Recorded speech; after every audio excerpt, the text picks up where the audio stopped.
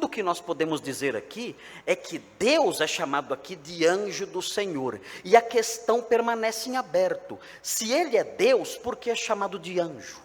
Qual o objetivo disso? Existe um objetivo didático nisso. O objetivo dessa ambiguidade é um objetivo que tenta nos ensinar algo. E o que isso tenta nos ensinar? O que essa expressão, anjo do Senhor, tenta nos ensinar? Essa expressão tenta nos ensinar, tenta passar para nós a tensão que existe entre a transcendência de Deus e a imanência de Deus. Como assim? Vamos pensar mais. O que o pastor está falando? Será que o pastor está meio doido? Que confusão é essa? Como assim uma tensão entre a transcendência e a imanência de Deus? Simples. Ao apontar para a realidade que esse anjo do Senhor é o próprio Senhor, é o próprio Yahweh, isso aponta para a sua imensidão e a sua transcendência. Ele é inatingível, Ele é o Criador do universo. Yahweh é o Elohim, é o Criador do universo, aquele que é inalcançável. Ele é Deus, mas ao mesmo tempo, Ele é chamado de anjo. Por quê? Porque isso quer destacar a sua proximidade, a sua imanência. Assim como o anjo é um mensageiro. E o mensageiro faz o quê? Ele se aproxima. O mensageiro faz isso. O mensageiro chega perto de nós com a sua mensagem. Então, com essa expressão aplicada a Yahweh, anjo do Senhor, essas duas coisas são destacadas. Nós estamos diante de alguém que é inalcançável, que é inatingível, que é transcendente, que está acima da nossa realidade, mas esse Deus que é transcendente, que é Yahweh, que o universo não pode conter, esse Deus também se aproxima de nós como um mensageiro e fala conosco. E o que isso gera em nós? Isso é importante, porque isso produz um efeito na gente, ou deveria produzir um efeito na gente.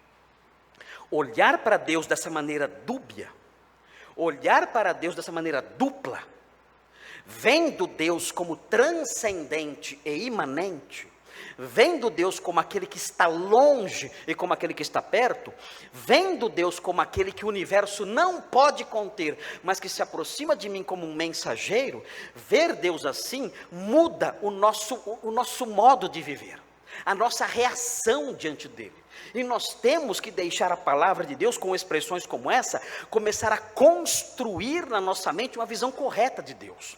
Porque o grande problema da igreja evangélica de hoje é que ela não conhece a Deus, não sabe quem Deus é. E não sabendo quem Deus é, adora a Deus de forma errada. Vejam o que diz o Salmo 34, vejam o versículo 7. O anjo do Senhor, estão vendo a expressão? O anjo do Senhor. Quem é o anjo do Senhor? É o próprio Senhor. Não é o anjo Gabriel, não é um outro anjo qualquer. A expressão aponta para o próprio Deus, destacando, conforme vemos em Gênesis, destacando a sua transcendência e a sua imanência.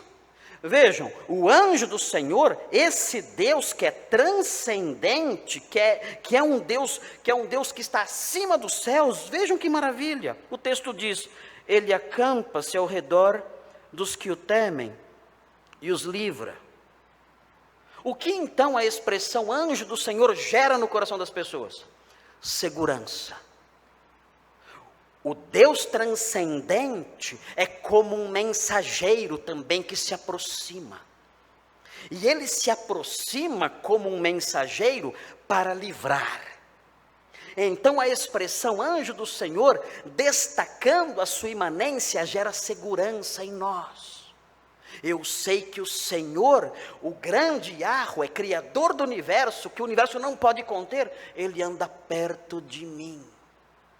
Ele esteve perto de Agar no deserto, e ele anda perto daqueles que o temem. E o texto fala que ele está ao redor dos que o temem e os livra. Essa é o primeiro impacto que essa expressão causa em nós.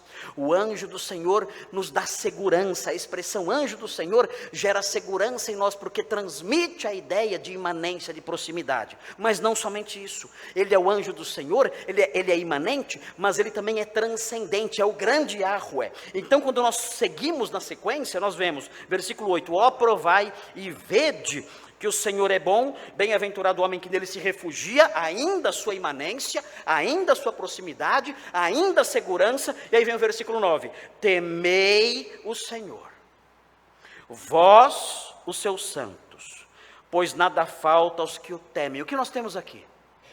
Nós temos uma outra reação que está mais conectada com a sua transcendência. Ele é o anjo do Senhor que se aproxima. E eu me sinto seguro, mas notem, esse anjo do Senhor é o grande Yahweh, o Criador do universo. Então, temam. Se o versículo 7 incute em nós segurança, o versículo 9 incute em nós temor.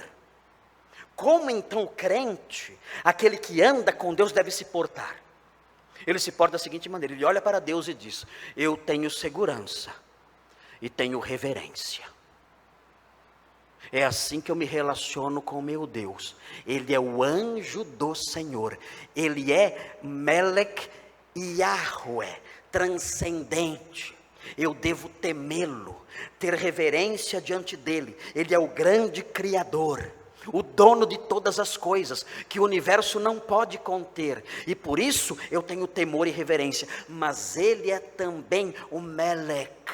Ele também é o mensageiro que se aproxima de mim, de modo que eu posso ter segurança. Essas duas coisas permeiam o meu coração, reverência e segurança. Essa é a visão correta do crente acerca do seu Deus. Ele se sente seguro. Deus se aproxima de mim e cuida de mim. Mas ele também guarda reverência e temor no seu coração. Porque esse Deus é transcendente, acima de tudo e dono de tudo. Ele não se refere a Deus como o cara lá de cima, ele não faz isso. Ele não faz isso. Ele não cultua Deus com badernas, ele não faz isso. A sua postura diante de Deus e da vida é uma postura de reverência e santo temor. Ele não brinca diante do seu Deus. Ele sabe que aquele que se acampa ao seu redor é imanente, está lá e lhe dá segurança, mas aquele que se acampa ao seu redor é também o Deus grandioso, que deve incutir em nós temor e reverência.